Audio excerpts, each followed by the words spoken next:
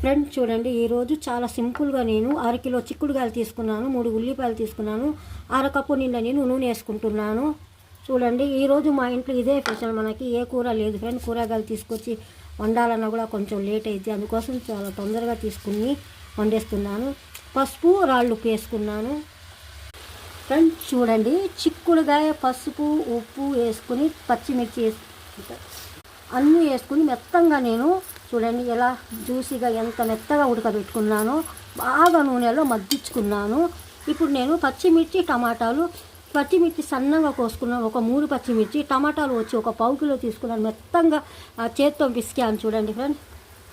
చూడండి, టమాటా ముక్కలు చిక్కుడుకాయ మంచిగా మగ్గిపోయింది నూనెలో. ఇప్పుడు నేను కొత్తిమీర సాంబార్ కారం వేసుకుంటున్నాను. చాలా టేస్టీగా.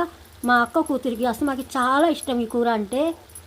ఫ్రెండ్ చూడండి, కొంచెం ఇది కొంచెం నేను సాంబార్